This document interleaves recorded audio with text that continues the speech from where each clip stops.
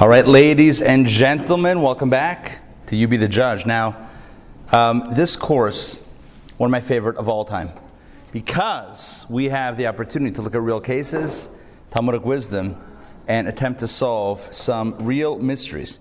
And today is no exception. Today's topic is burden of proof.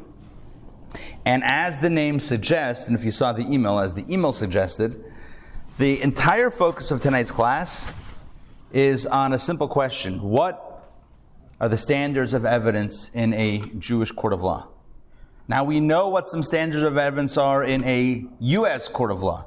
Right? Everyone is familiar with the phrase, beyond a reasonable doubt. Right? For a criminal conviction, it's got to be beyond a reasonable doubt. Okay? What's the Jewish standard of evidence? Is beyond reasonable doubt a valid determination, a valid standard in Jewish law? I see a lot of heads saying, nope. Our question tonight is when, if ever, will circumstantial evidence be admitted in a bet din in a Jewish court? That is tonight's class, that is tonight's topic, that is tonight's focus, and it's going to be a wild ride.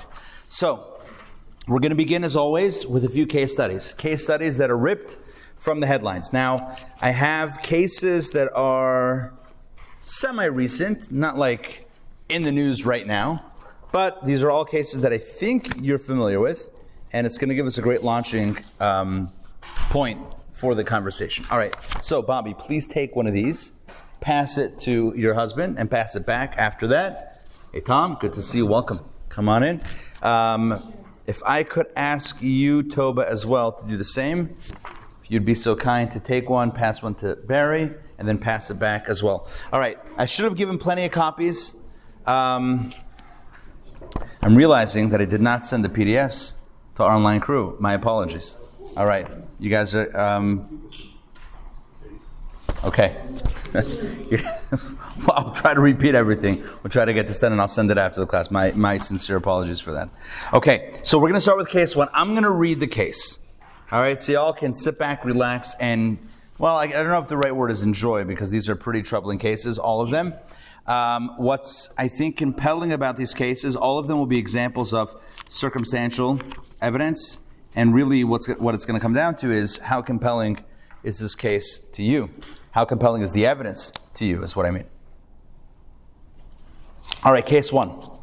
The title of this case is A Husband's Lies, the Scott Peterson case. Who remembers Scott Peterson? Wow, all hands are going up. Okay.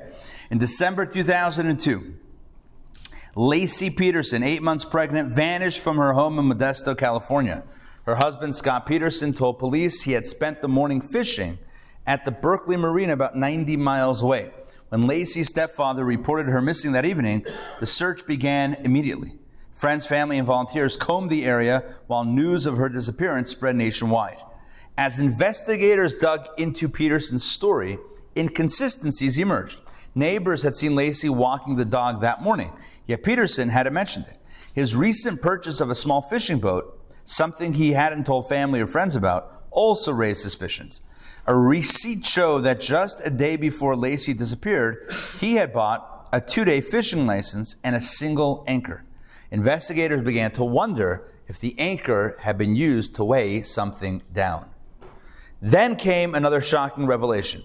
Peterson had been having an affair with a woman named Amber Frey? Frey? Okay. Even more damning, Frey revealed that he had told her he was a widower weeks before Lacey had even gone missing. Public perception quickly turned against him, and authorities intensified their surveillance. They noticed odd behavior. Peterson visited the Berkeley Marina multiple times after Lacey's disappearance, as if checking for something. He refused to take a polygraph test and seemed eerily detached in interviews. As time passed with no sign of Lacey, speculation grew. 4 months later, so let's get the timeline. She disappeared, she went missing in December, and then in April, 4 months later, in April 2003, the bodies of a woman and a newborn baby washed ashore in the San Francisco Bay near Richmond, just miles from where Peterson had gone fishing. DNA testing confirmed they were Lacey and her unborn son, whom she had planned to name Connor. Though decomposition obscured the exact cause of death, the location of the remains was too much to ignore. Soon after, police arrested Peterson in San Diego. He had dyed his hair blonde, was carrying large amounts of cash, his brother's ID, and camping gear, suggesting he might have been planning to flee. The case dominated headlines, sparking fierce debate. While no direct physical evidence tied Peterson to the crime, his actions, deception, and inconsistencies painted a compelling picture. But in a case built almost entirely on circumstantial evidence, it raises an unsettling question. How much can behavior and suspicion alone determine guilt? Now, do you remember, did anybody remember the verdict in that case? Guilty. He was convicted. I believe he's serving a life sentence. I'm pretty sure it's a life sentence. Okay. He's in jail. Okay. So, and the question is, assuming that this write-up is accurate, right? Assuming this was pretty much all the evidence, there's no physical evidence tying him to the actual murder. So the question is, do you believe if you were the jury or if you were the judge, and there wasn't a jury, right? Would you have convicted Scott Peterson? Raise your hand if you had convicted him. Where's the anchor? I don't know where the anchor is. This I don't know. Okay. I don't know where the anchor is. I'm assuming the anchor's gone. Okay. Not convicting him. We have a few no's. Okay, pretty mixed crowd. Pretty 50-50. Sorry? Need a lot more information. I'm sure the trial was a little longer. The trial was probably longer than 6 paragraphs. I'm going to say the trial went more than 6 paragraphs of text. Correct. Sitting here easy in our like I think is it. But it really, listen, the point of this exercise is to think about what I think is a pretty complicated definition. When the judge instructs the jury that the bar of conviction is beyond a reasonable doubt. If you were to assign a percentage, how sure should you be to designate this beyond a reasonable doubt? Give me a number. What's the number that you would say that's beyond a reasonable doubt? Between 1 and 100. Go. 100. 100 is beyond reasonable doubt? 100, I would say, is certain. Okay.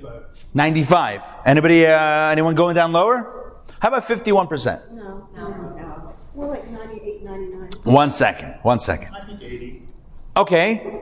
I'm more along the lines of that. 1 second. 51%? Isn't 50 like doubt and 51 would be beyond? Oh, beyond reasonable doubt? Maybe reasonable bumps it up 10, 15, 20?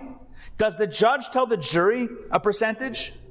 Does the judge tell the jury how to feel? Do you go by your gut or by your head? Yeah. So you actually argue reasonable doubt. In a case of circumstantial evidence, what the jury instruction would be is that the circumstantial evidence must be sufficient to exclude all other reasonable inferences other than the guilt of the accused. Interesting.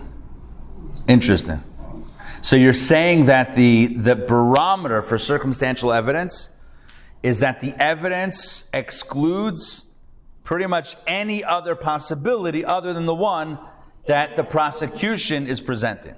Any other reasonable. Okay. Not that the jury follow it. But that's Right. what the Okay, that's the instruction. Interesting. Okay. I Yeah. think that it has to be higher than 51, like closer to like 98. You would go 99. 98, 99. Because I think that we're close to it because you have to still have can't take the chance of convicting somebody in the wrong way. Okay. If the prosecution has, if they know it's you, then they should be able to prove it somehow. Okay. Good. If not, could get you on tax fraud or something, but Do you, let's ask, this is now, I want to shift gears to ask another question. Just asking questions. Just asking questions. Is it possible? Can you imagine a scenario where two different juries could be sitting on the same case and come to two different conclusions? It's possible, right? Yeah. Which means that it could be two different, well, for sure two different people, but two even different entire jury pools, or whatever it's called, juries, would have a different definition on whether or not the same evidence presented by the same attorneys in the same courtroom with the same evidence, whether or not that passed the bar, whatever that bar is, that they could come to different conclusions. Is the answer yes? I feel like saying I rest my case, but I'm not going to rest the case. I'm just pointing out that the very nature of evidence and really the standards of evidence in our legal system, there are some challenges with that, certainly vis-a-vis the notion of determining guilt in these types of cases. All right. Make sense? Yeah? We're going to look at the next case study. Okay? Let's look at the next case study, which is case number 2, Vanished Innocence, the Casey Anthony case. Remember, we're using pretty famous cases, and these are pretty famous cases that are designed to get us thinking about these types of questions about circumstantial evidence. In July 2008, Right. 2-year-old, one second here. Case. Let's get everybody muted here. Okay.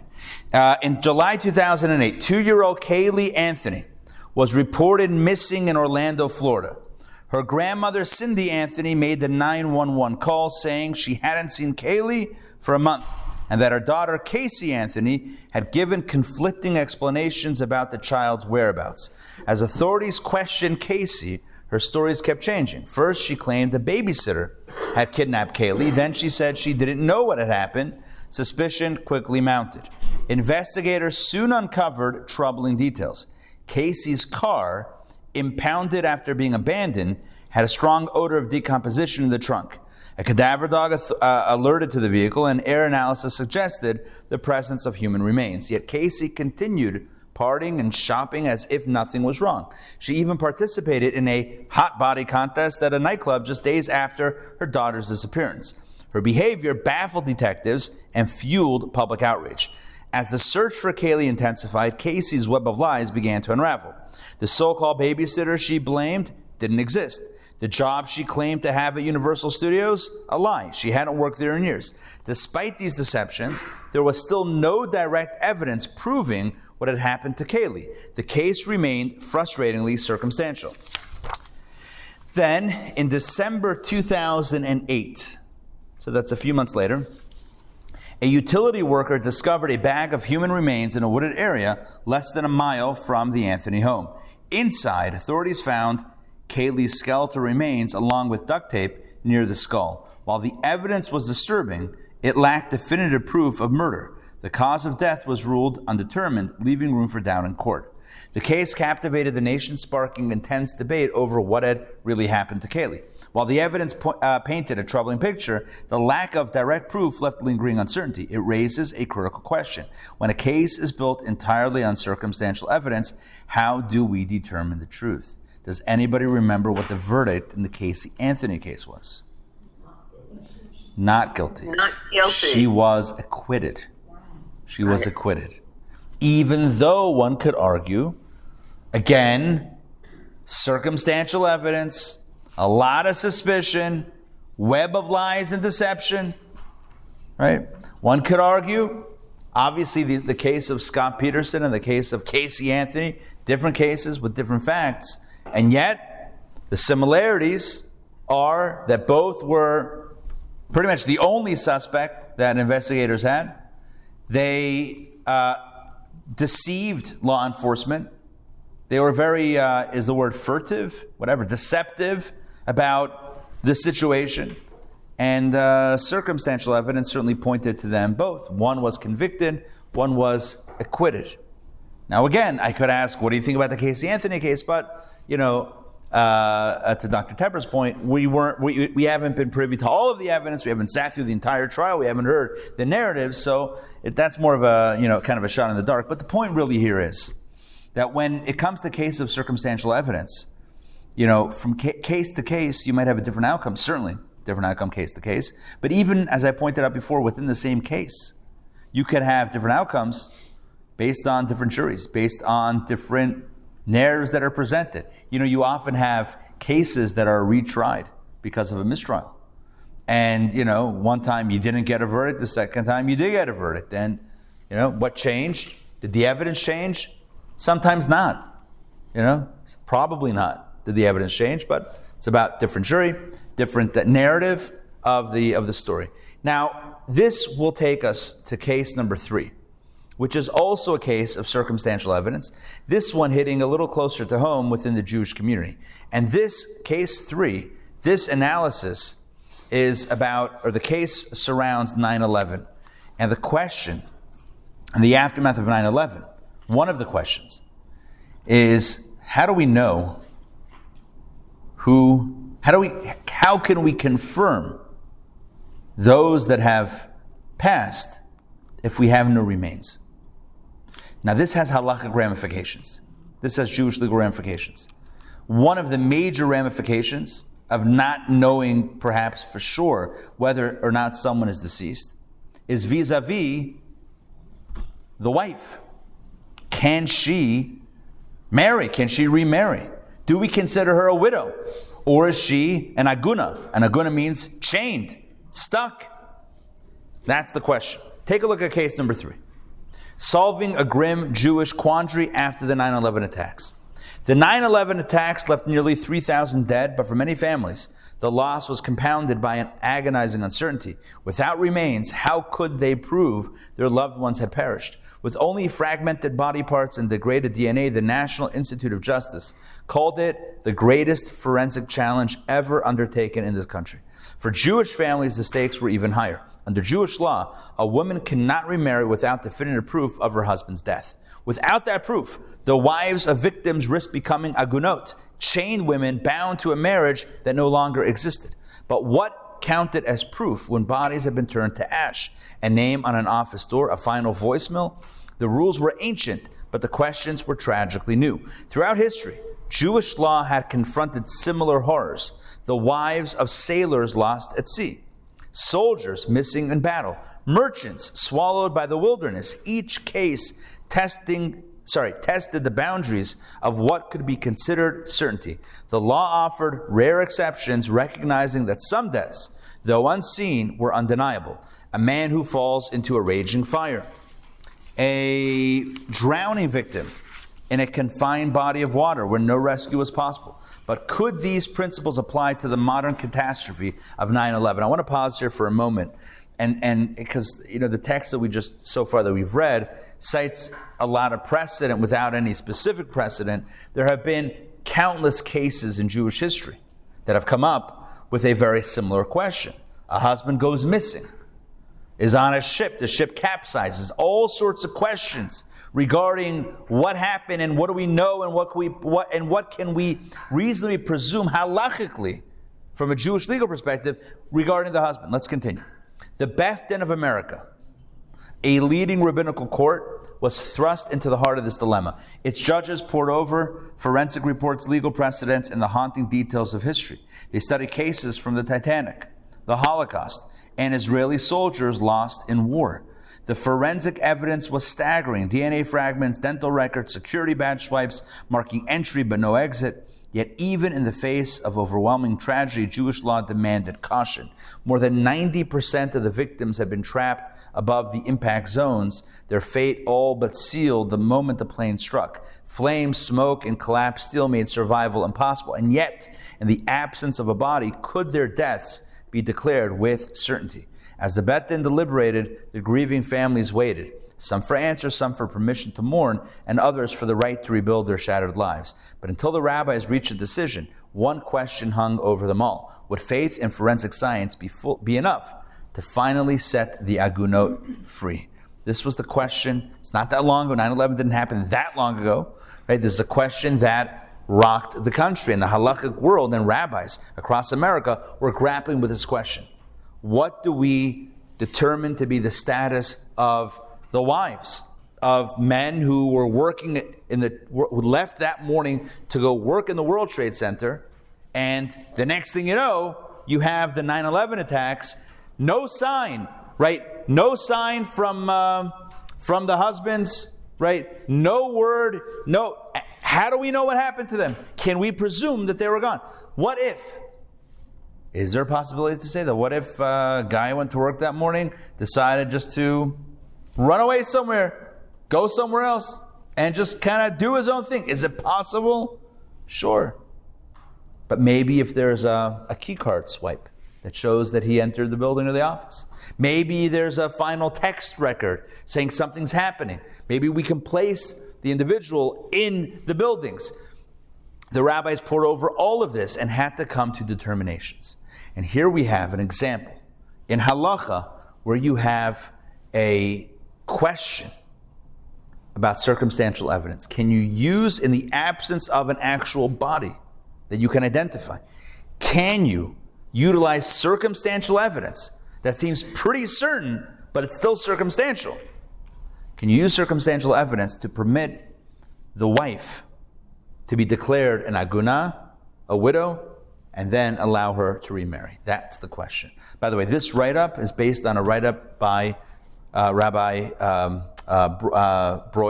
Michael Broyd, who wrote this up, and he was very involved in these types of questions, wrote it up, and this is a kind of a summary of some of his writings. Questions, comments so far on the case studies?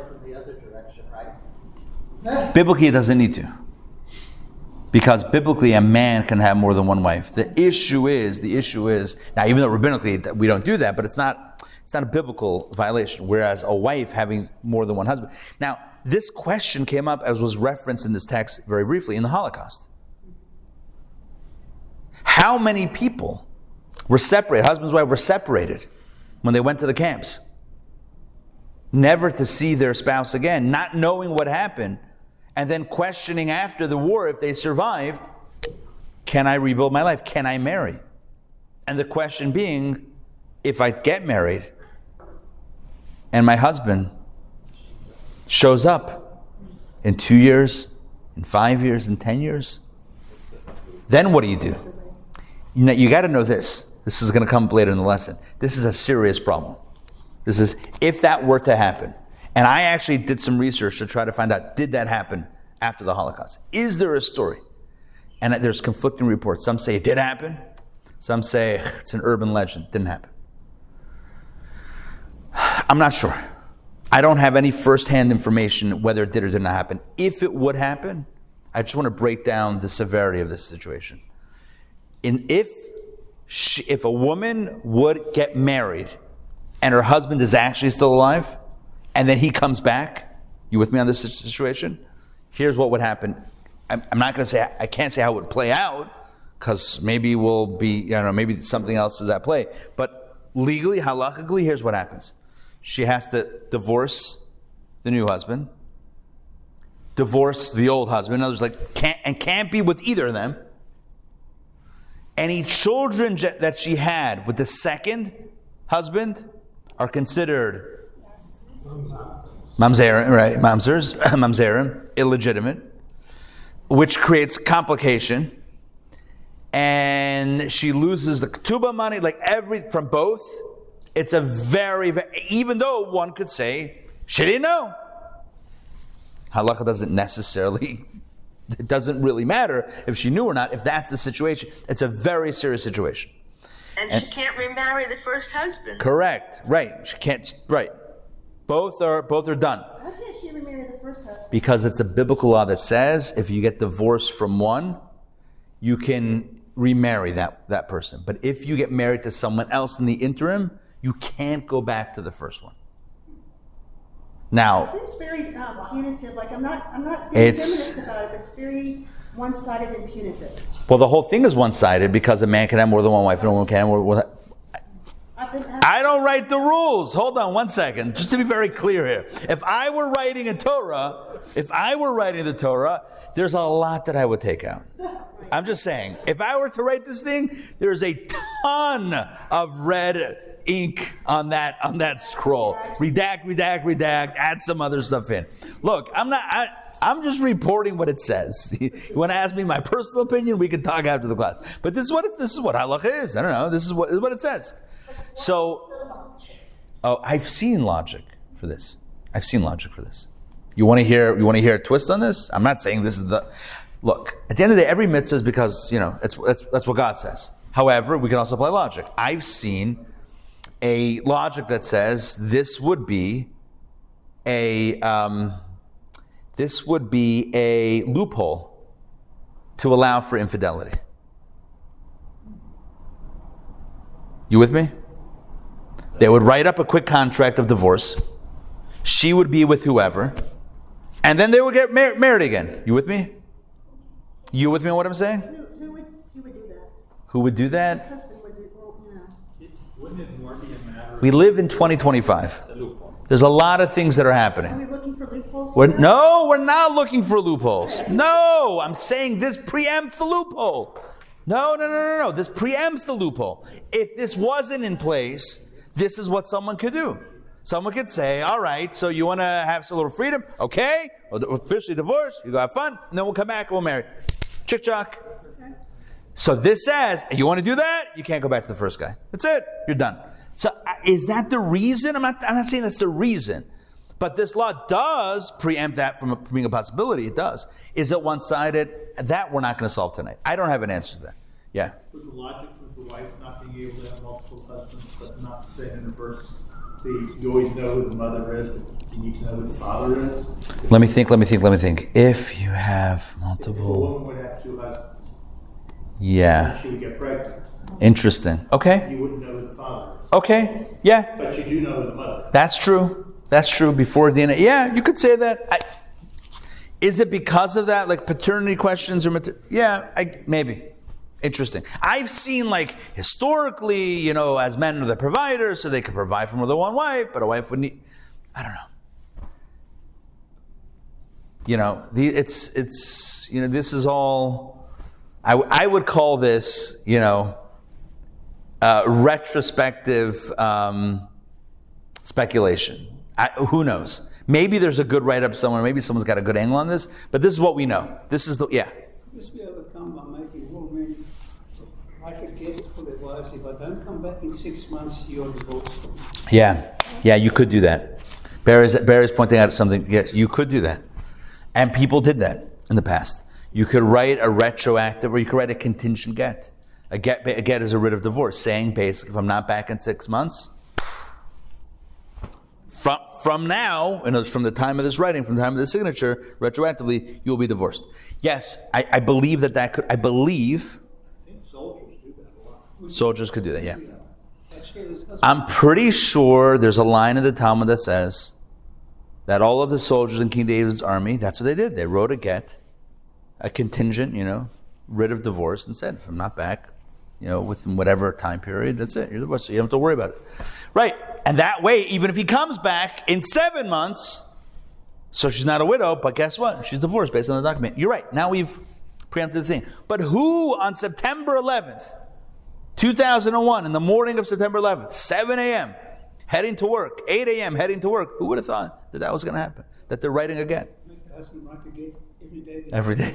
That's breakfast. Yeah, I got my morning ritual: breakfast and get writing. I don't know if that's gonna be the thing. Yeah, everything's in order. There is one of the most famous cases of agunot in Israel was the submarine Dakar.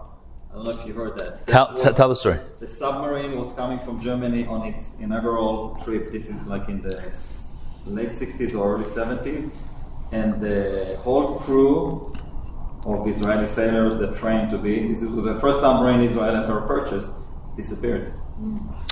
Till today? They were gone. The women became agunot because they had obviously conspiracy theories from here until no end. Right, that they were kidnapped. The Russian took them, this, that, and the other. Wow. They were never able to find them. After 20 years, the Rabbanut allowed the women to remarry. 20 years they were agunot. Obviously, nobody left, any notes saying, if I go to war, you're going to come. Yeah. And about 20 years ago, they actually found the remains of the submarine.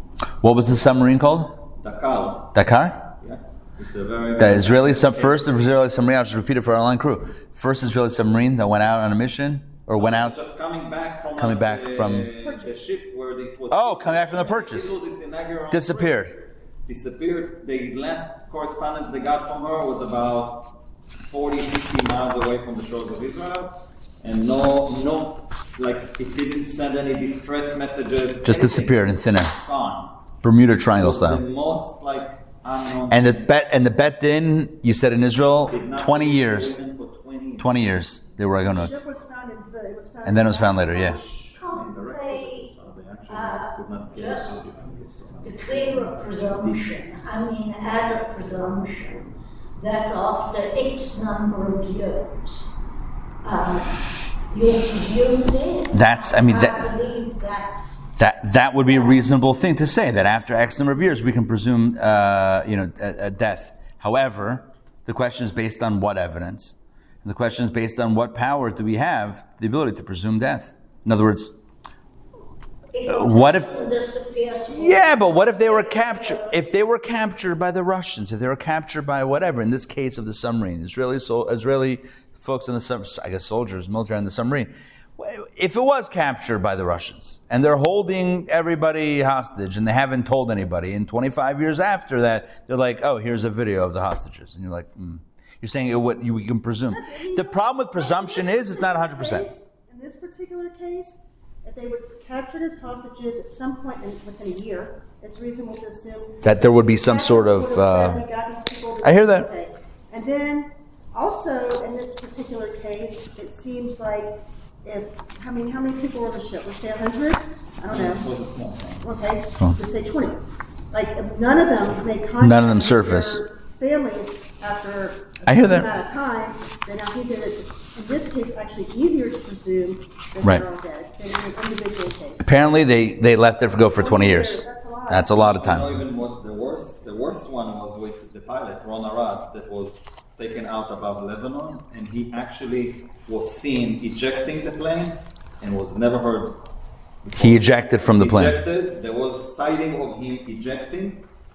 He is believed to be taken capture by Amal at the time, which was an organization in Lebanon. They never claimed that they happened. They never demanded anything. His wife was Aguna for years, and until this day, they don't know his whereabouts. Wow. You see, and I think, thank you for sharing these stories. I was not familiar with both of these stories. I think what's important to know, in addition to just the tragedy in all these cases, the clear tragedy on every level, is that these are not, I guess you could say they are like fringe cases, but these happen throughout our history. These questions have come up more often than we might otherwise think.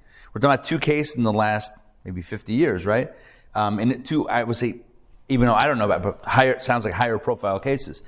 And again, throughout our history, these are questions that have come up. So what we're going to do now is we're going to go to the Jewish sources.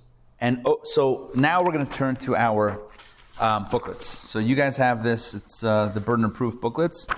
And I'm going to, here's what I'm going to do, because I didn't send out the PDFs for our online crew. I'm going to read the text. We usually go around. I'll read it. I'll do different voices. I'm kidding. I'm not going to do different voices. I'm going to read the text, but that way everyone can hear and follow along. Text number 1, we're going to start from the Torah. That's a good place to start. And the objective of this exploration is to find out, well, what does Jewish law say about evidence, about what is the burden of proof? Is circumstantial evidence okay? Is it ever okay? So let's start from the top. And we're going to start from the book of Deuteronomy, the book of Devarim, text number 1. And here's what the Torah says. A single witness shall not stand up against any man for any iniquity or for any sin regarding any sin that he may have committed. By the word of 2 witnesses or by the word of 3 witnesses shall a matter be confirmed. So what we see clearly here, Torah says that 1 witness cannot establish facts. It requires 2 witnesses or 3 witnesses. Now, any questions on this text? Any questions? I have a question. What does it mean 2 or 3? If 2 work, then certainly 3 work. Understand my question? The Torah says, not by 1, but by 2 or 3. or 4 or 5 or 6, right? We can keep on going. Why do you need 2 or 3? If 2 works, we'll just stop right there. 2 plus. I'll say 2 or 3. So this is not related necessarily to tonight's class, but I just want to share an insight, a legal insight on this. The Talmud says, the Gemara says, that this tells us that 2 are as strong as 3. 3 are not any more powerful than 2. 2, like a set of 2 witnesses, are believed. We establish. It doesn't matter if you had 100 or 2. 2 is, we operate with 2. Where that comes into play is the following scenario. Listen to the following scenario. Imagine if you have, wait for this, 3 witnesses. 3, not 2. 3 witnesses that put an individual at the scene of the crime and implicate this individual not only as being there, but committing murder. 3 witnesses, we saw so-and-so murder so-and-so. And their testimonies are ironclad. Where they saw, how they saw, who they saw, where they were standing, what he was wearing, what happened. 3 identical stories. Okay, sounds like we have a conviction. Not so fast. 2 people come, 2 additional people come and say, with all due respect, these 3 witnesses, even if they say one of these 3 witnesses, they can't be telling the truth. How do we know? They were with us in Charleston. 2 witnesses say this can't be true. At the time of this murder, they were with us. Now we have a problem. 3 witnesses say we witnessed the murder. 2 witnesses say the 3 can't be telling the truth. Now you might think, well, 3 is better than 2. We'll believe the 3, we'll disregard the 2. No. Once you have 2 witnesses, it becomes established. So now you have one group against another group, and they cancel each other out. You have no evidence, and you're back to square one. Are you with me on this? That's why the Torah says, according to the Talmud, 2 or 3. To tell us that 2 and 3 are the same power, which means 3 is not better than 2. Even if you had 100 witnesses saying, placing this person as the murderer, and 2 witnesses come and say, we were all at a rave together. I'm kidding, not rave. We were all at this party. We were on a boat. 102 people boat, right? On the lake. They were not by that nightclub for the murder. It's not possible. Then we throw out the 100, yeah. What if they just discredit one of the 3? Yeah, I slipped that in. Even 1 breaks the group. Why? Because we look at it as a group. Now you're thinking, well, maybe they could say, all right, reset the room. 99 people come back in the room. Here's their testimony. I believe that once, I would have to look it up again. I'm not for the sugya. This topic is not fresh in my head. The 2 are lying also about him being with them. No, they might be lying. Well, they didn't testify that he was with them. They were testifying what they saw the murderers. No. My scenario is where the other set of witnesses say the first set of witnesses could not have witnessed it because they were with them. I think it could be that we view it as a group, and once you break 1, you broke the whole group. It could be. I would have to look that up. But the point is, in general, 3 is no stronger than 2. Once you have 2, it's established. Now, if I were to ask you the question at this juncture, here's what we know so far. The Torah says 1 witness doesn't do anything. 2 witnesses, now you got something. If I were to ask you why do you think one witness that testifies doesn't mean anything? 2, now it means something. Why do you think 2 means something and 1 doesn't? Give you the opportunity to take one person with you to watch. Good. What else? Why do we believe 2 and we don't believe 1? What do you think? Corroborating. 1 could have something against them. Maybe 1 is conspiring. Mira. I was going to say corroborating because when you drill down on the 2 people and they have the same exact story every single time. Good. 1 can error. 1 can error. So either it could be a conspiracy, or it could be, I guess conspiracy of 1, or it could be an error, a factual error. The fact that you have 2, so I think that, if you put text 1 in front of most people, they would conclude the same conclusion That the reason why the Torah demands 2 witnesses is because, one, you can't believe one person. They might be lying. They might have made a mistake about what they saw. 2, I mean, notoriously. Witnesses are notoriously incorrect. How many convictions that have been overturned with the various innocent projects around the country, including in Georgia? How many convictions of people on serious crimes, rapes, murders, etc., that have been disproven because of DNA evidence clearing the convicted criminal who wasn't a criminal at all, but based on eyewitness testimony? They said they saw it. They identified this, picked him out of a lineup. So, and that's what you were saying. So most people reading text 1 would say, well, it's because when you have 2, now you have a greater chance of believability. Also, based on what you said earlier, if 2 come and testify, then the other 2, they both are cancelled. So if one testified and the one that's accused say he didn't do it, they cancel each other. It couldn't be the accused, it'd have to be another party. But you're right, it would have to be, right, it would make things a little bit more complicated. However, cameras are not considered witnesses, right? let's leave cameras out for right now. That's going to open up another. It's a good question, but it's a complicated question. Now let's look at text number 2, and here Maimonides pulls the rug out from under us. It's very important to understand text 2. I'm going to read this. This is from his Hilchot Yesodei Torah, his laws of the foundations of the Torah. We are commanded to issue a verdict on the basis of the testimony of 2 witnesses, even though there exists the possibility that both are lying. So his opening line is, oh, by the way, in case you thought that 2 means, well, then they're not lying if there's 2. And he says they could also be lying. Let's continue. Nevertheless, since they seem honest to us, we go by the general assumption that they are good people. Now that line is summarizing the phrase cheskat kashrut. Cheskat kashrut means that people, by and large, have a presumption of propriety, a presumption that they're not liars.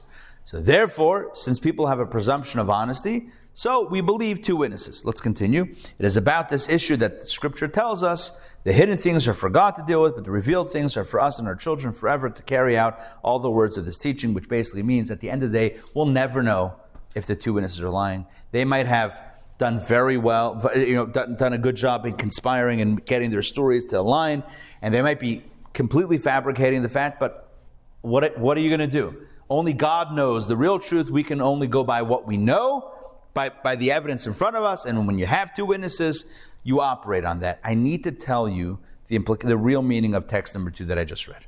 The real meaning of this text, it's really important, because this is going to be a foundational idea, is that, you know what, before I get to this, I'm going to ask a question on text 2. Here's my question. So Maimonides says that even if you have 2 witnesses, they might be lying. But you assume that people are by and large good. So let me ask a question, an obvious question. So what's wrong with one person? Oh, no. One person is for sure lying. Why? Cheskat kashrut. If you have a presumption of propriety for 2 people, because people are good, then you should have that same presumption for even 1 witness. What makes 2 witnesses stronger than 1? You say, well, 2 is better than 1. Here's how pretty much everybody understands Maimonides and really what the law really means. We don't know anything. No one knows what actually, unless you were there, you don't know what happened. Oh, someone said they were there? How do you know? You never know. I would say, parenthetically, this is super parenthetically, I hesitate to say this, but I'm going to say it anyway. Even if there's DNA evidence, again, that's a modern situation, even if it's DNA evidence, what does it mean? What does it actually mean? DNA evidence, this guy that killed, this guy's on trial now, we're about to go on trial for murdering the 4 friends, roommates in Moscow, Idaho, at the Moscow murders. Yeah? This guy Koenigsberg, whatever his name is. They found his, a partial fingerprint or print on the sheath of the knife that was left at the scene of the crime. All right, so he did it, right? You know what the defense is going to argue? The defense is going to say, it could have gotten there any number of ways. Maybe he had a friend and he held it and that's how it's there. Just because there's a fingerprint doesn't mean that he's the murderer. And you know what? You can't, that's hard logic to argue with. Even DNA evidence. All it does is place DNA at the scene. How did it get there? How does anyone...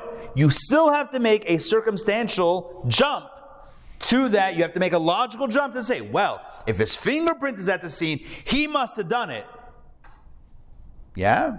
Or, I don't know, yeah. I mean, but at a certain point, enough DNA is not circumstantial, is that right? I don't know. You have a lot of defense attorneys today are challenging the very notion that DNA is a slam dunk.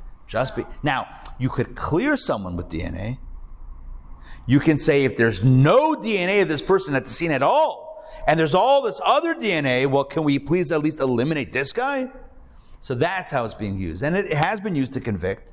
But there are a lot of questions just because there's DNA. And there's ways that trace DNA. I'm not a scientist, I'm not a lawyer, but I am a true crime fan, so I am a little dangerous in that regard. And I know how to read Reddit. So look, the bottom line is, and go down rabbit holes. So, trace DNA can end up somewhere, and that doesn't necessarily mean that they were murdered. So what the way we understand Rambam is, and we'll see this in text 3 clearly, Soda Choshen, the way we understand Rambam is as follows.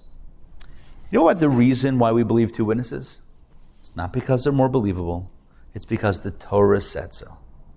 It's because the Torah says, Al pi shnayim edim yakum davar. That is why. The Torah says, based on the testimony of two witnesses, that is how you establish facts. Could it be the two are lying? Yes. Do we know everything? No. Hanistarais la'Hashem Elokeinu. Only God knows the hidden truth. V'haniglot, the revealed things. Lanu levenenu adolam. We can only operate with our eyes and with our ears. We can only operate the best, and we operate based on Torah law. The Torah says one, you throw it out. Why? Is one not believable? What if the one that testified was Moses himself? What if it was Moshe Rabbeinu? What if Moses came and testified? You have a problem believing him? You don't believe Moses? You think he's lying? Part of a conspiracy? You think he missaw what he said? Moses. We tell Moses, we love you. We talk about you all the time. Oh, we have a poster of you in our house. Whatever. Moses, we love you. Come to the snack bar. Come to the snack machine because you're not going to give testimony today in court. We don't listen to one.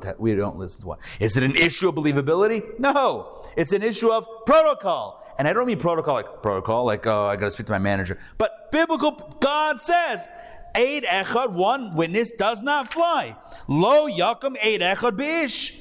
One witness cannot stand up and testify. That's it. It's over. It's not an issue of believability. It's yes, sure. We would have a better a shot at corroborating or interrogating two as opposed to one. Sure. But that's not the reason. Now, this is not my take on it. Text number 3. The Ksod HaChoshen, Rabbi Ari Heller, one of the great minds of the 17 and 1800s. Look what he writes, text 3. The reason the law requires two witnesses for evidence in a court of law is not because we suspect a single witness of lying. That line, it's a bomb right there. Because, let me tell you, you and I could have read text 1 from Devarim, Deuteronomy, a million times. We would have thought, yeah, because, you can't believe one. How do you believe one? And he says it's not about that. Rather, it is a biblical axiom, which is true even if the witness is speaking the truth. Similarly, the law disqualifies witnesses who are related to each other. Look at this. But not because of any possible biases involved, since even Moses and Aaron would be disqualified from testifying about the same incident. I gave the example if Moses was one witness, but even if you have two witnesses, but they were brothers. We didn't read this exception, but we know in Jewish law you can't have witnesses that are related to each other. Moses and Aaron walk into a court. It almost sounds like a joke. Moses and Aaron walk into a bar. They walk into a courtroom and they start testifying. Whoa, slow down. We love you guys. Y'all can't testify.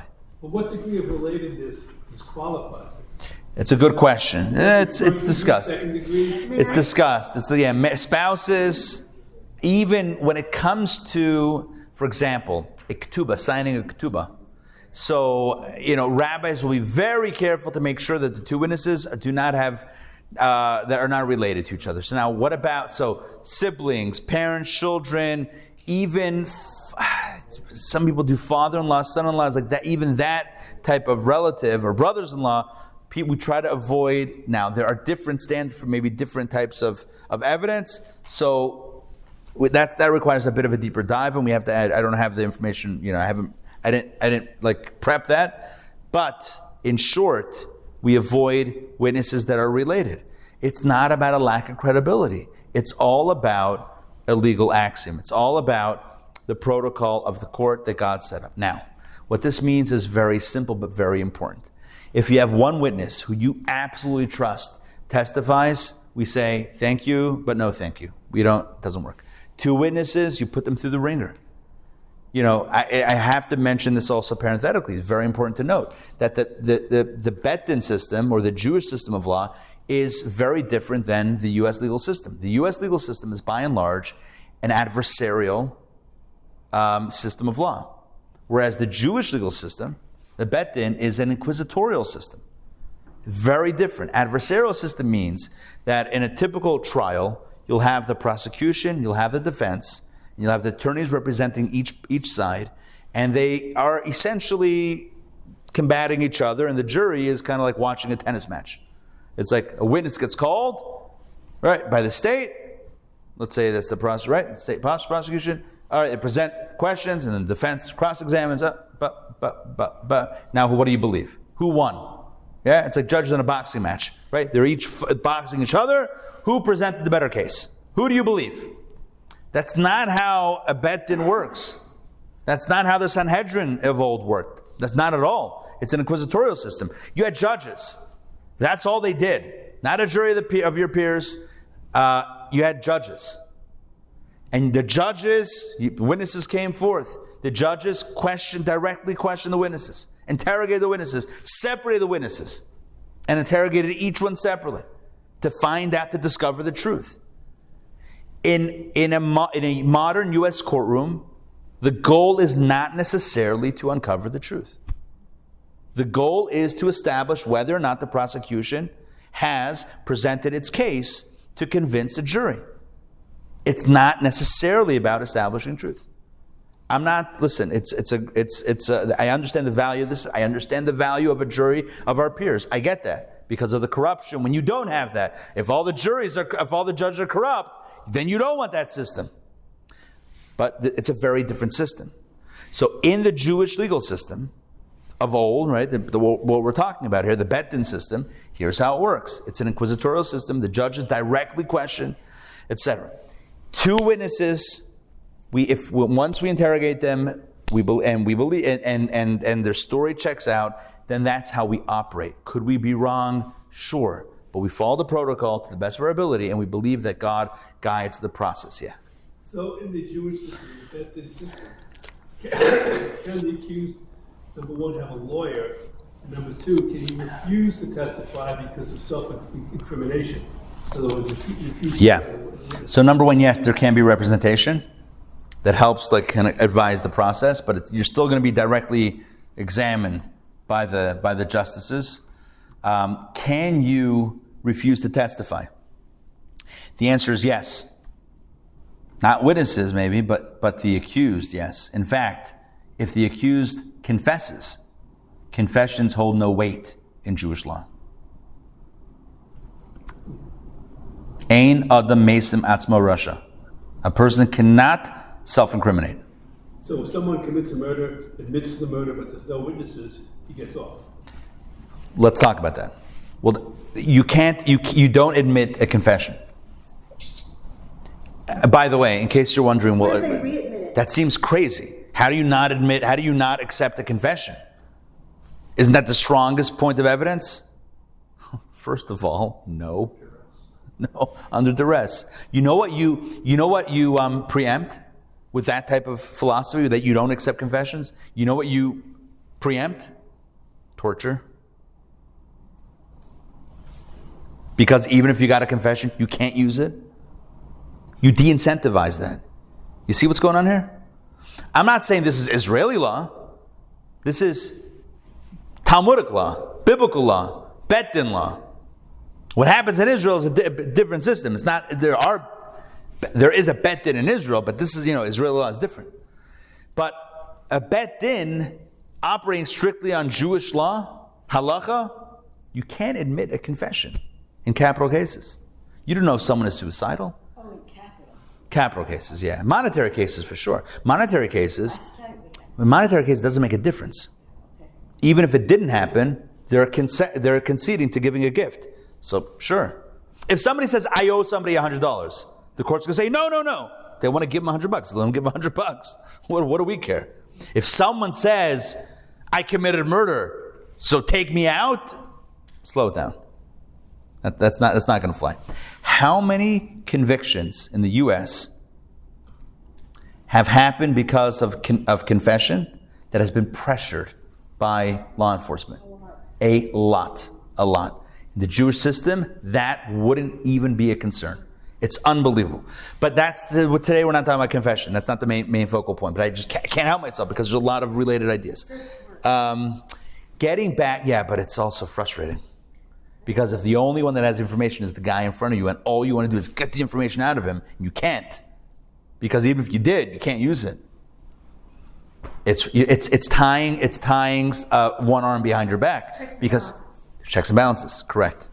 Is all of this just for capital crimes? Or this whole concept of a single witness is meaningless?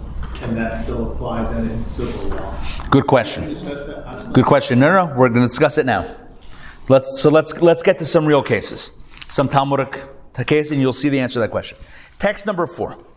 So the question is, what about circumstantial cases where you have circumstantial evidence that seems really strong, but you don't have witnesses? Because we just established that according to Torah, you have to have 2 witnesses. If you have 1 witness, it doesn't work. You have to have 2 witnesses that you interrogate, and then that's how you establish things as facts. Well, text number 4 pushes the limits of this, or not pushes, but expresses just how far this actually goes. This is from the Talmud Tractate Sanhedrin, and it says as follows. Rabbi Shimon ben Shattach said, I once saw a man chase after his friend into a ruin, meaning like an abandoned building. I ran after him, and when I entered the ruin, I saw a sword dripping with blood in his hand, and his victim was lying dead on the floor. I told him, Evil one, Russia, who killed this man? It's either you or me. But what can I do when your blood has not been delivered into my hands for justice? As the Torah explicitly states, by the word of 2 witnesses, or by the word of 3 witnesses, shall the condemned person be put to death. However, God will administer justice to you. It was told that the man before leaving the ruin was bitten by a snake and died. Let's break this down. Here's a rabbi, Shimon ben Shattach. He was a pretty prominent rabbi in his time. He sees one guy chase another guy. He runs after. By the time he gets there, one guy's dead. The other guy's holding a sword in his hand, dripping with blood. Let me ask you a question. If you were to guess what happened, what would you say? Someone else could have killed him, and he could have picked up the sword for the guy. The guy suddenly stopped and just fell on the sword. He was chasing him and then turned around to attack. He was chasing him and turned around to attack him, but he was the second one was trying to prevent suicide of the first one. By the way, we've had you all shared a bunch of alternative scenarios, right? He was trying to chase after him to prevent a suicide. And the guy still did a suicide. And then he grabbed his sword. Guy fell in it. It was an accident. There's a third party. Look. There are reasons why circumstantial evidence doesn't fly. The point of this is to say, in this case, you don't have 2 witnesses that see the murder. In fact, you don't even have 1 witness.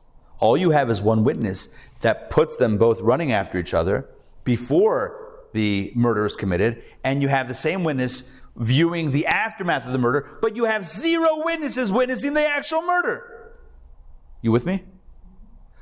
By the way, I know, Mom, you asked about video evidence. I think more than ever today, video, highly questionable. AI, deep fakes. I mean, can we try? That's another Mom, is that even you? And I'm kidding, right? I mean, these are you have situations where you can AI even live. create another. Anyway, so what's the point? So, but without getting into that, because what about 10 years ago when that technology didn't exist? The point of this is, here we have text 4, the case of Rosh and Shatach and the murderer, the ruins, the guy chasing the other guy. And you cannot convict in a court of Jewish law. Text number 5, Rambam explains why. Rambam Maimonides explains the limits, or the reason for the limits on circumstantial cases. Evidence that is based on probability, says Maimonides, has a margin of error. In other words, let's pause here for a moment. So long as you don't have the 2 witnesses, so then it's, we presume. It's likely that. It's beyond a reasonable doubt. Someone said 98%, 99.9%. Guess what? You had to take a jump somewhere. Even the 0.01, you had to take a jump. There was a margin of error. In some cases, the margin of error back inside. In some cases, the margin of error is wider than in other cases. If the Torah had permitted the courts to punish in a case where the evidence is based on even the highest degree of probability, this would have led to punishing suspected criminals even when there was a slightly lesser degree of probability. Ultimately, the courts would have begun to punish on the basis of evidence that is subjective to the intuition of the judge, in which case we might have ended up killing an innocent person. Maimonides says the following: once you deviate from Torah protocol, the Torah says 2 eyewitnesses that you interrogate vigorously, and if it holds up, then that's how you operate. Once you say, no, we're going to operate based on what we can presume. Okay, now you're off. Now you're on your own. Now you're not going with the axioms of Jewish law. Now you're saying, well, I believe. Well, how certain are you? I'm very certain. How very is very? And what if you were like a drop less certain? And a drop less than that? And he's saying there's a slippery slope. Once it's not black and white, clear, once it's a little bit gray, well then what if it's a little bit lighter shade of gray, or a lighter shade of gray, or a lighter shade of gray? And so what's the point? The point of all of this is to say, Maimonides says you could end up with a legal system, where you end up convicting and applying capital punishment to an individual who did not commit the crime. I will ask you the following question. Do you believe? And the goal here is not to condemn our country's legal system. It's just to ask a simple question. Do you believe that at some point in the United States of America, the courts, the justice system, executed a person who did not commit the crime? And Maimonides is saying, we got to do everything in our power. And as long as we are the ones making calls based on phrases like beyond a reasonable doubt, or whatever it is that we're very, very certain, very probable, as long as it's not 2 witnesses, then we're making that call, and now it's dangerous. Now, could it be that 2 witnesses are lying? And even the Sanhedrin killed a person? Well, you know what the Talmud says. If a Sanhedrin, a Jewish court of law, executed even 1 person in 70 years, they were considered to be a bloodthirsty court. It drives home this idea that Jewish law is very hesitant, certainly to apply capital punishment, number 1, but number 2, the standard of evidence is very high. Circumstantial evidence wouldn't hold. Now you might be thinking, so what do you do with this? You believe this person murdered, but you don't have eyewitnesses, so you let him roam free? Invite him over for bingo. Like, what are you doing with this guy? Well, I mean, there are ways to protect the community or keep a person isolated away from the community, right? We have systems for that. But to apply the ultimate punishment, you got to have the ultimate certainty. Yeah. Maimonides is saying here in the Hebrew version that this is regarding the nefashot. Correct. So this is only regarding murderous cases, or what about like other cases? Good. You're asking the same question as David. Good. You're saying, does this only apply to capital cases? Good. Perfect segue. Text 6. Let's read. He asked the same question. Does it only apply to capital cases or other cases as well? Does circumstantial evidence work in other cases? Text number 6. Here's a case of a monetary case. If an ox was pasturing near a river and another ox was found killed, gored right next to it, even if the pasturing ox had a history of aggressive behavior. such as goring other animals, we cannot assume that the aggressive ox gored the other one to death unless we have witnesses who observe the incident. This is not that we're not putting anyone to death. It's about money. 2 oxes, one is dead. Oxen, I guess. 2 oxen, and one is dead. And the other one has a pattern, has a history of aggressive behavior. So do you say, well, the owner of that ox has got to pay for that ox because obviously he killed? You don't have witnesses. And therefore, we say, no, with the absence of witnesses, then even that fails. Okay. Now, what we've seen so far is that, and what we could reasonably conclude based on all of the information so far is that, look, it all starts from the Torah in Deuteronomy. The Torah says, 1 witness, out. 2 witnesses or more, now we're talking. No circumstantial evidence, you got to have 2 witnesses to establish facts. Okay. This leads us to the following case study. This is a real case that happened a number of years ago. In fact, several centuries ago.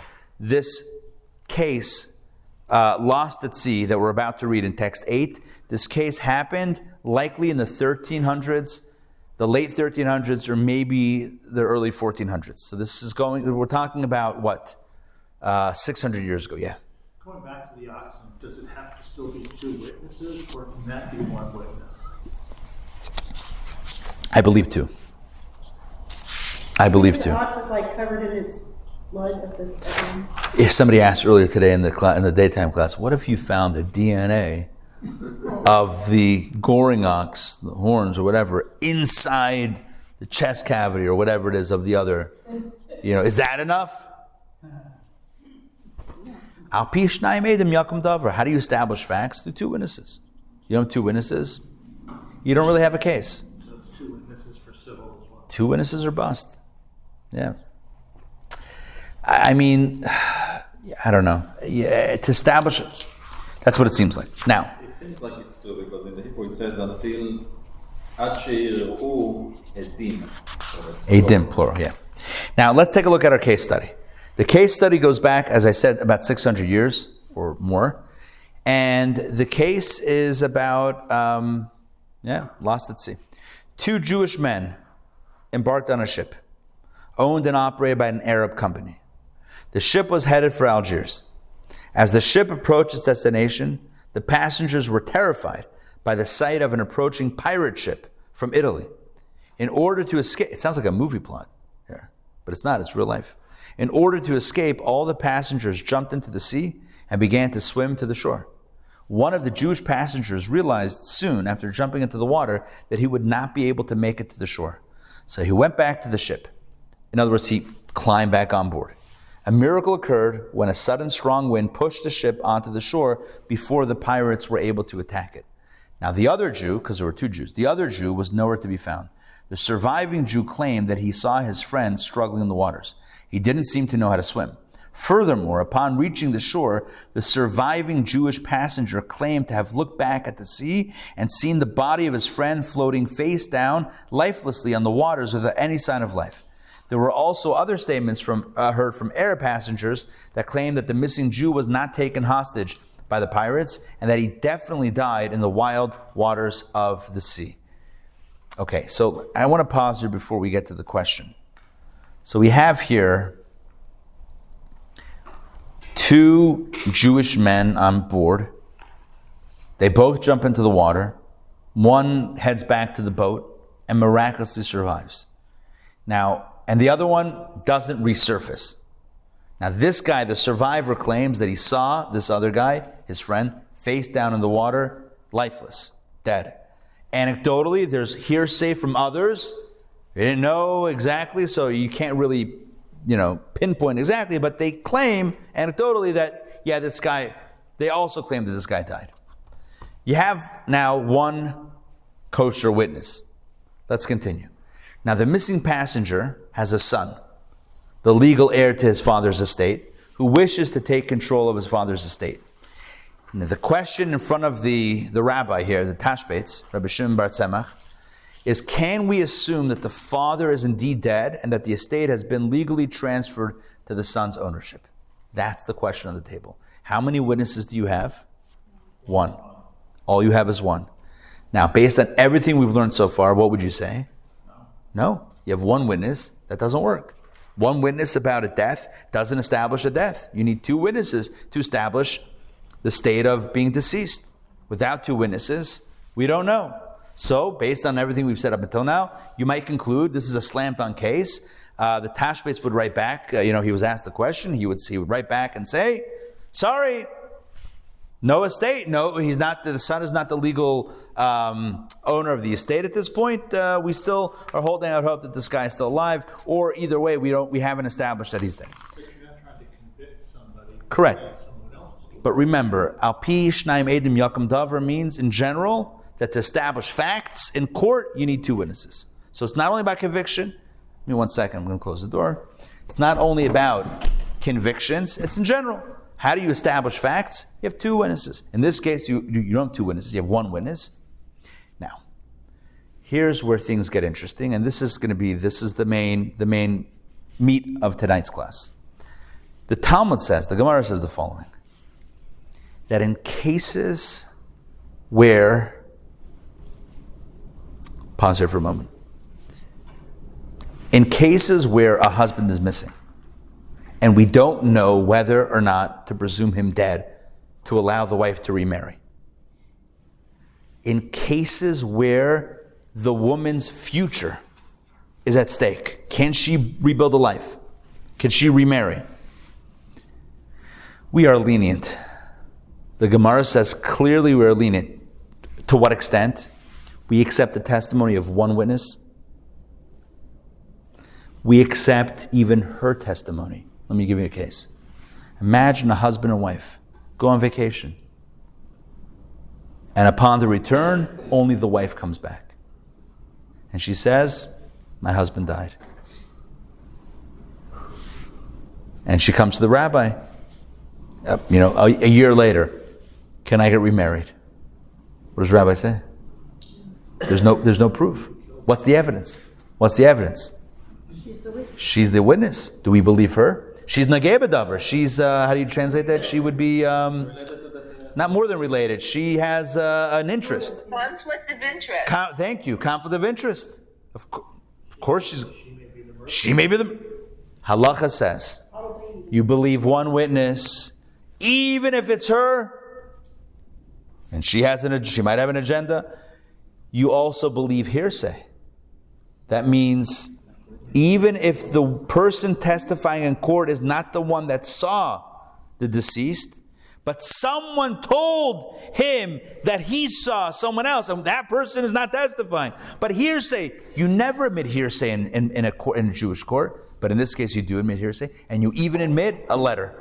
Someone writes a letter. We don't know who. We haven't tracked him down. Someone writes a letter. You base it on that. There's 4 leniencies when it comes, all around one case. For the wife. One witness, even if it's her, even if it's hearsay, even if it's written testimony, to allow her to remarry. The question is why? Why? Why the leniency? Throughout halacha, we know you need 2 witnesses. Suddenly here, when it's about, is the husband dead or alive, we'll take whatever you got. One witness, her, hearsay, written testimony, we'll take it up. Why? The Gemara, the Talmud, gives 3 reasons. And based on which is the primary reason, a lot is going to happen. What are the 3 reasons? Reason number 1.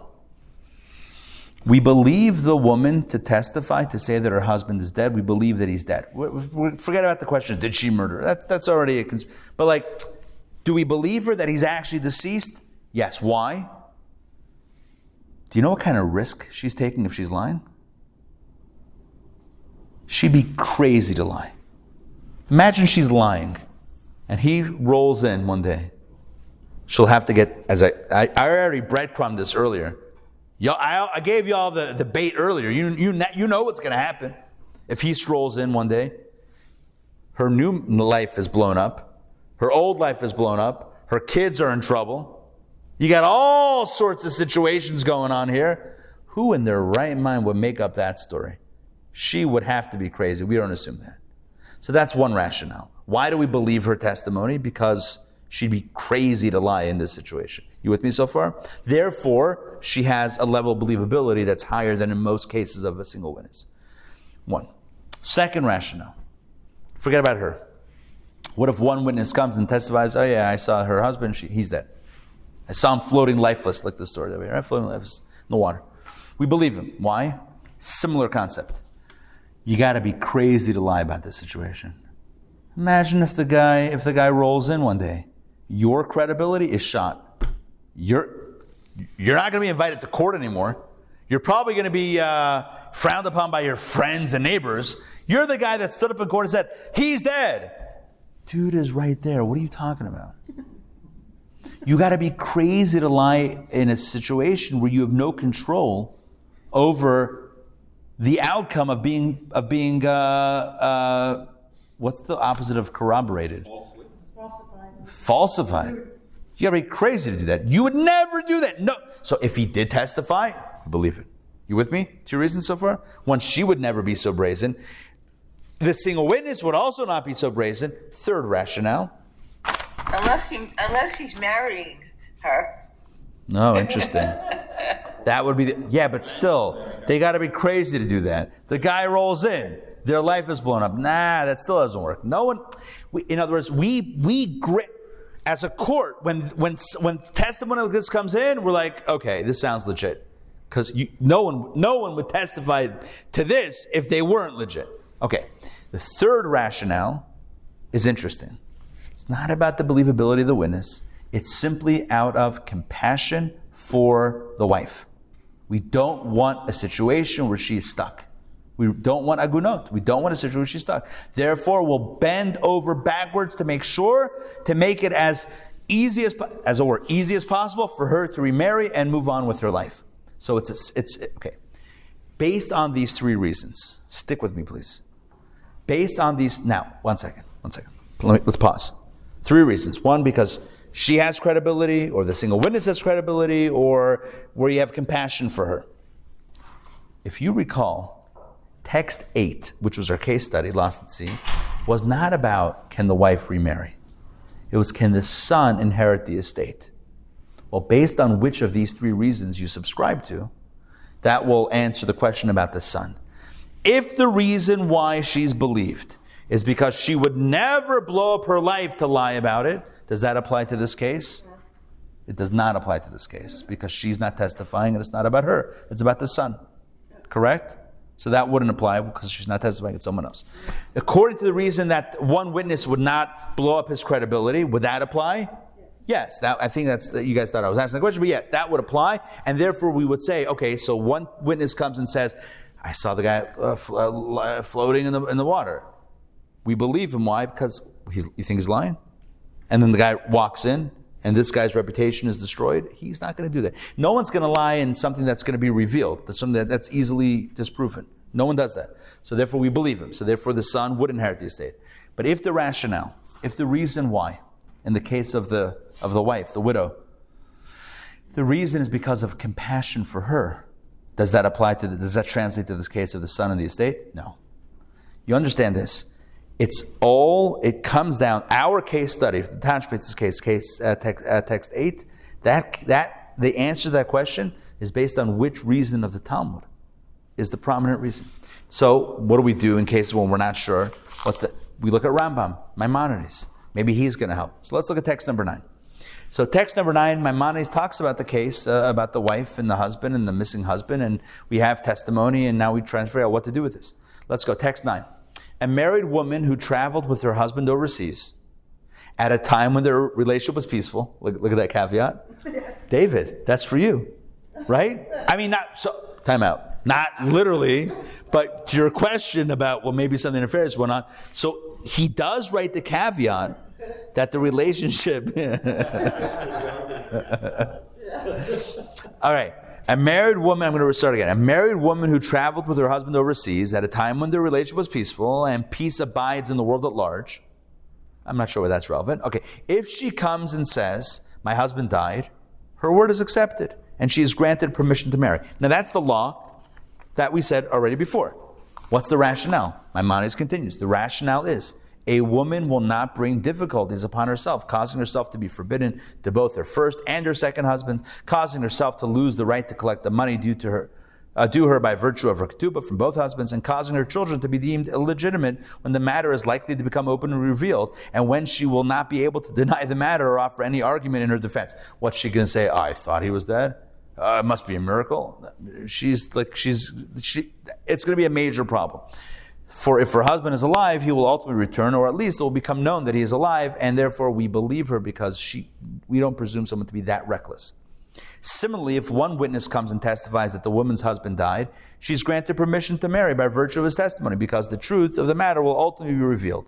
Similarly, a witness testifying on the basis of statements he heard from others, hearsay, is accepted regarding a person's death. On the basis of such testimony, the man's wife is granted permission to remarry. So based on text number 9, it would seem that Maimonides is of the opinion that what's the primary reason why we believe her, or why we grant her permission to remarry in cases of a single witness? It's because no one's going to lie in that situation, and therefore there's believability there. We grant the one witness a stronger degree of believability than in normal cases. And thus it would translate down to the child or to the kid for the estate as well. That's if we follow that logic. But now we look at text 10, which is also from Maimonides a few chapters later. And look what he writes. Do not wonder at the fact that our sages discharged the prohibition against a married woman, which is considered as a very severe matter, on the basis of a written testimony or testimony that was not investigated by the ordinary process of interrogation, as we've explained. He's like, don't get all bent out of shape that how come we're not following protocol? Where are the two witnesses? Where's the interrogation? Why are we relaxing it? She's a married woman. How can you not follow protocol? He said, take it easy. These leniencies were instituted because the Torah requires testimony of two witnesses and all the other details of the laws of witnesses only with regard to matters that cannot be verified definitively except via witnesses and their testimony. For example, that one person killed another, or that one person lent money to another.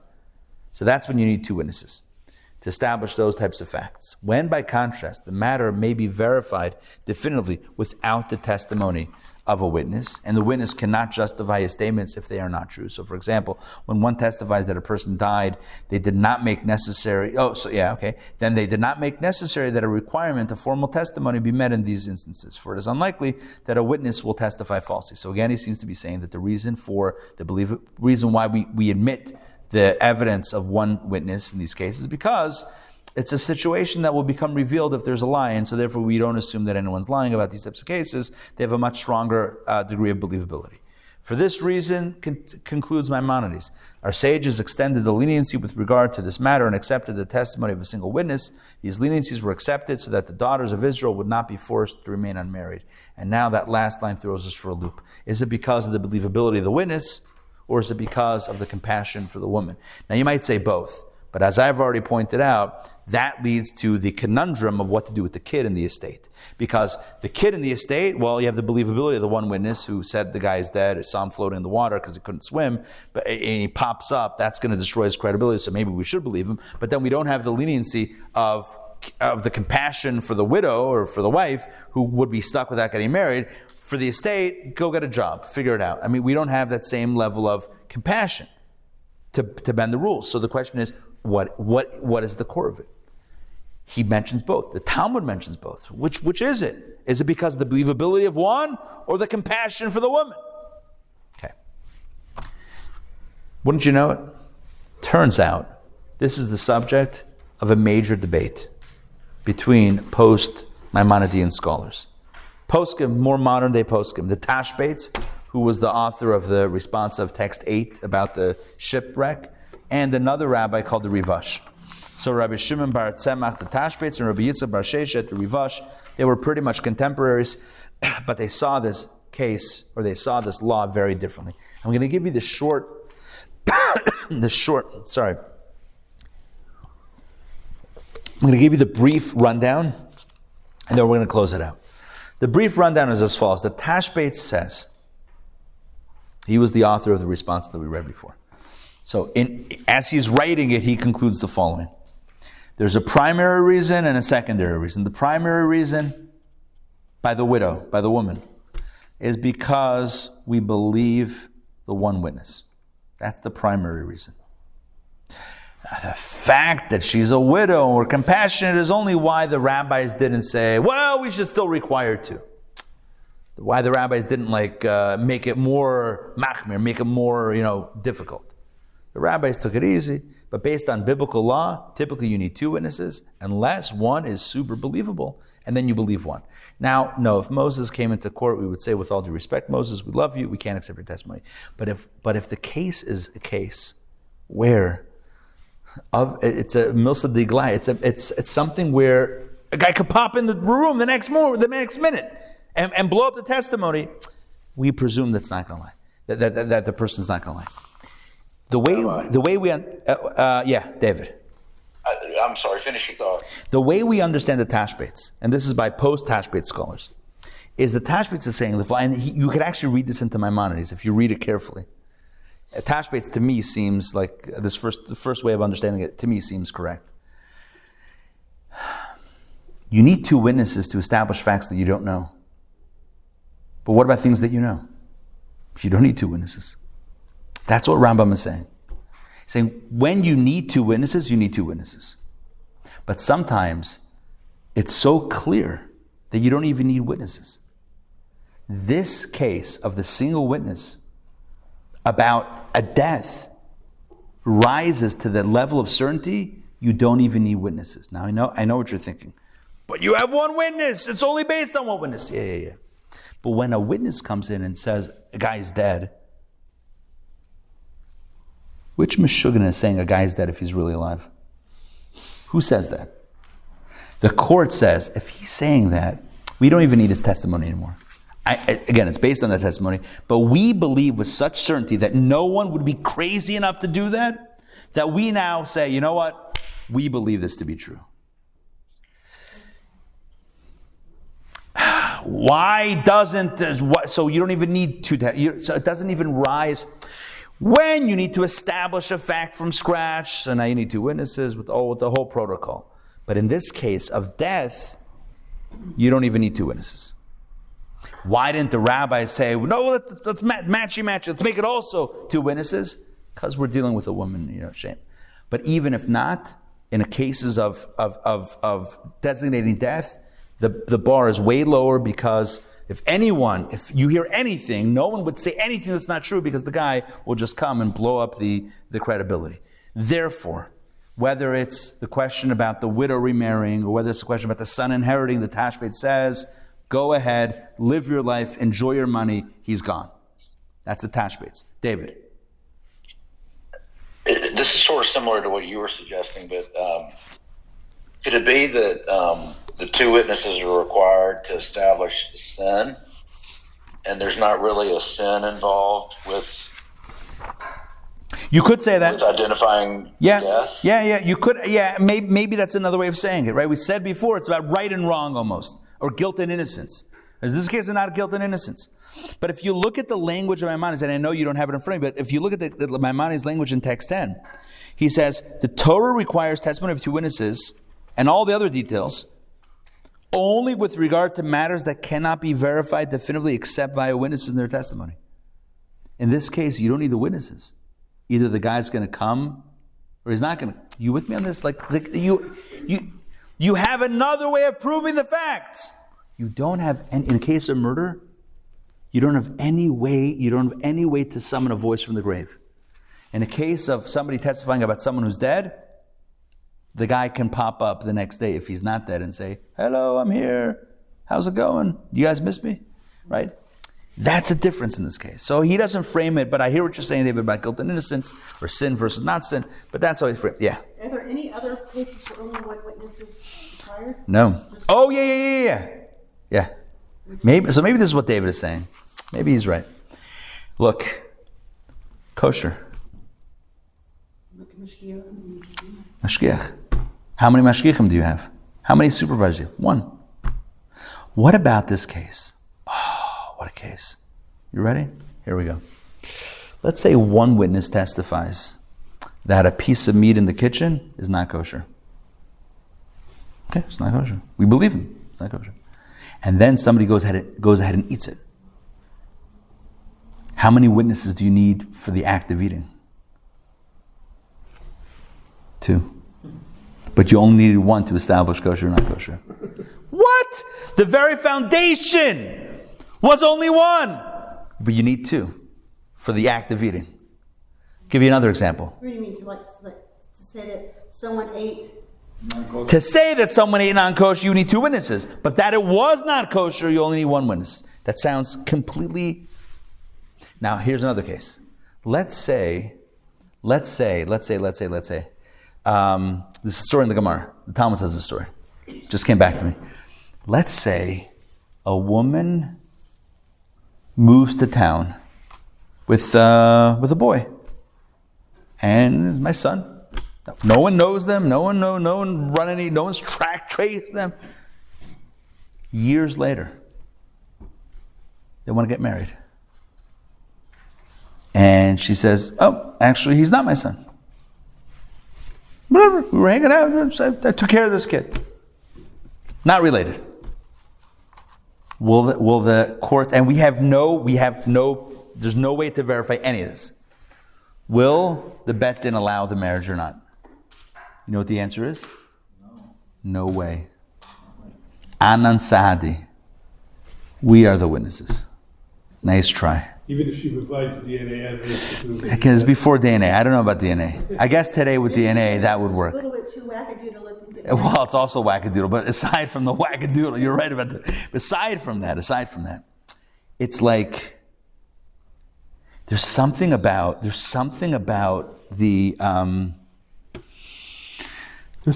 establishing facts that doesn't always need to. But maybe when it comes to maybe that's the point what David is saying. Maybe when it comes to the sin, the act of eating, the fact that it's kosher or not kosher, one person tells us, we'll assume, we'll establish that. But did you eat it or not? Now we need 2 witnesses. It's kind of crazy. Anyway, that's a tashbetz. I want to finish with the Rivash and then we'll close out. The Rivash says differently. The Rivash says, no. We never grant credibility to 1 witness. We always have to have 2 witnesses. Forget it. Now, how does he explain what I just said, the kosher and the marriage? I don't know. I'll have to figure that out. But he says you always need 2 witnesses.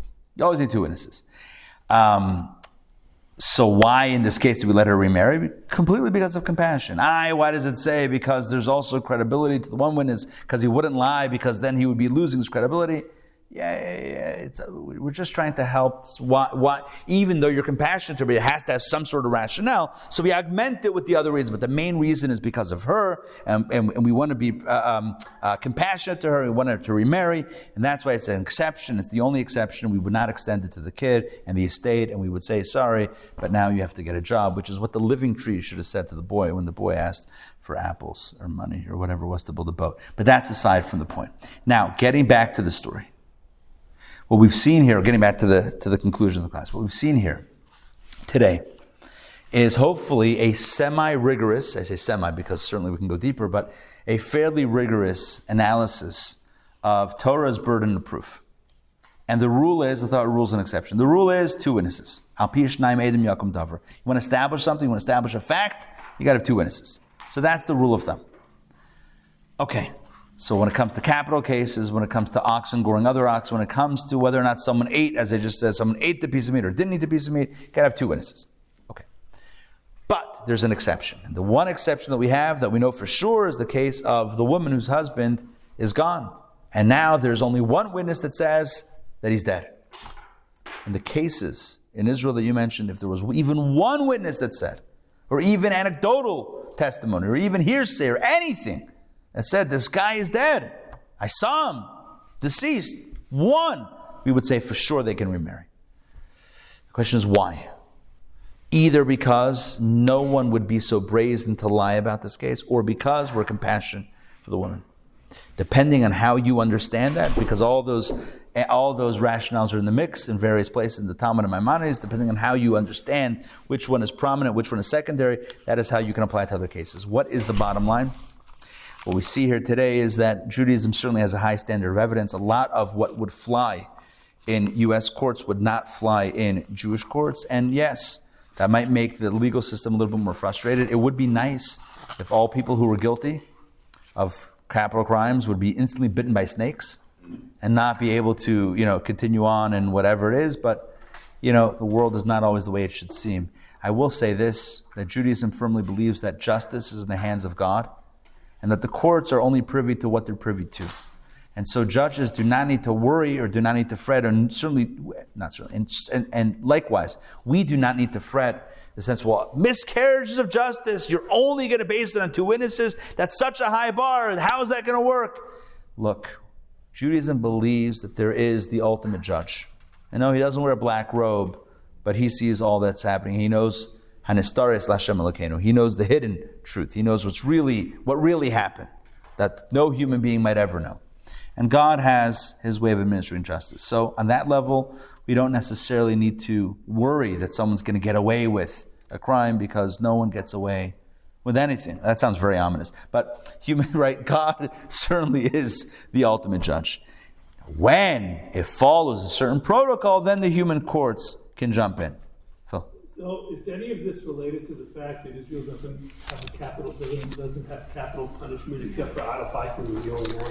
I don't know. It's a good question. Is that why Israel doesn't have capital punishment? Maybe based on the sentiments of halacha, of Jewish law. Maybe that's informing a bit of a more compassionate or more reasoned or cautious approach. Could be. Jewish law certainly does have capital punishment on the books. Torah law has capital punishment, but there is a extremely high, but there's an extremely high bar for that.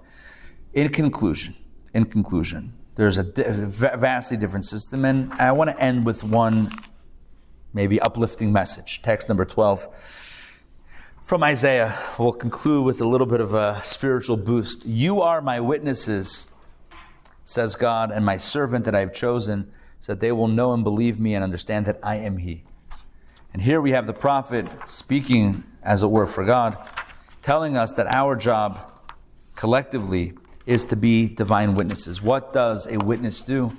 A witness establishes facts and reality. And each of us has the ability to establish facts, establish reality. And what is the reality that we can establish? That God is real, and that this world is not a jungle, but it's a garden. It's a beautiful place. And we establish that through our beliefs, but primarily through our actions. By making the world a better place, by bringing more light into the world, we are the witnesses that transform the world and almost establish new facts on the ground. What are the facts?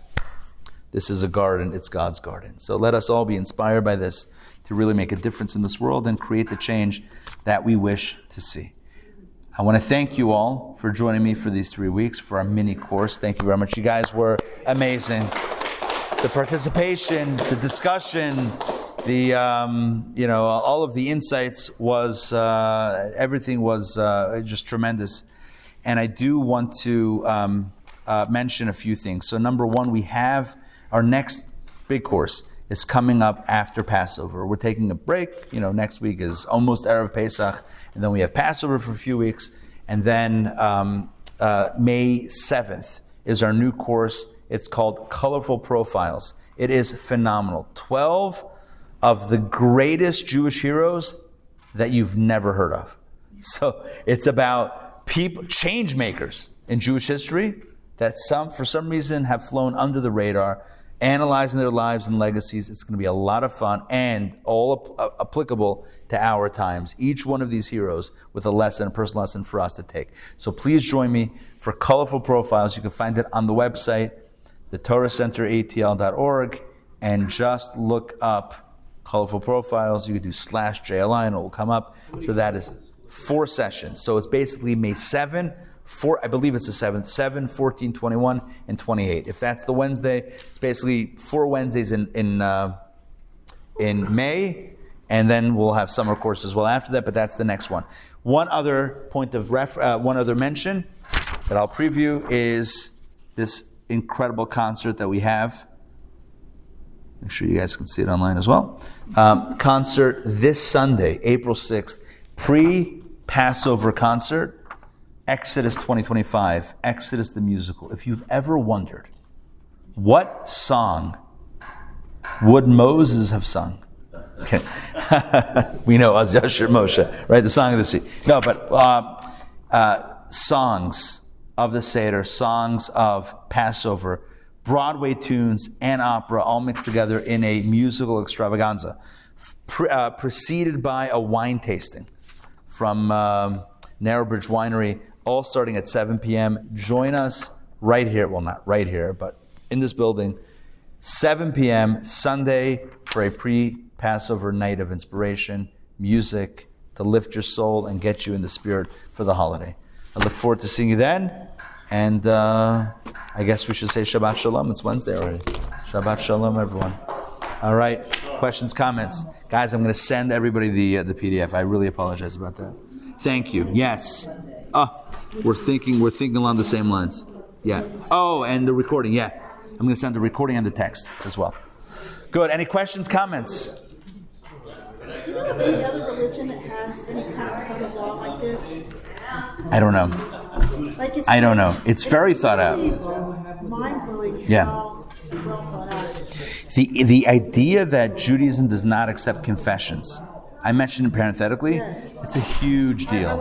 And I've seen... That's brilliant. Yeah. Like, brilliant. Don't even try to torture someone. I mean, I cannot tell you because, again, I'm a bit of a true crime junkie. I like the, I mean, whatever. So I have, I mean, look, I wasn't there and I don't know, but I have been privy, or I have explored a lot of cases where you have these confessions and they couldn't have done it. Like, we know they didn't do it. Why the confession? Because they spent 12 hours in an interrogation room and they were disoriented and they were told that they have the evidence and they're going to fry them or hang them on a pole, and they panicked and they're like, okay, I'll just sign this paper. After 12 hours of this, they're like, the easier way out is to sign a paper that says I did it. And they often say, if you confess, you won't have to have the death. Oh, exactly. Right. If you don't confess, you're dead. If you confess, then we're going to, that sort of thing. And now you got a young person maybe who's panicked, who has... Somebody who's not mentally... Correct. That's also... Remember that Netflix documentary? What was that one in Wisconsin? What was that called? I don't remember. Remember that guy? You know what I'm talking about? Making a Murderer? Making a Murderer. Thank you very much, David. Wow. That and Serial were my first introduction to really this whole genre. My gosh. Wild. I want to wish everybody a happy Passover. Yes. Can we do that? Is that legal? I think that's legal. Is it legal? I'm kidding. I was kidding about the legal. We have two witnesses. Can we have two witnesses say it's going to be Passover soon? Oh, I just thought of another example. I'm sorry. I don't want to continue the class, but I do. You need to establish Rosh Chodesh. This is like a relevant thing. Back in the day, you need two witnesses about the moon. But one second. Wait for this. What about a town that was a little far out, and one person comes to the town and says, the Bet Din established it, Rosh Chodesh. Do you believe the one person? Yeah. Yes. You believe that one person. You know why? Because it's like testifying about the dead guy.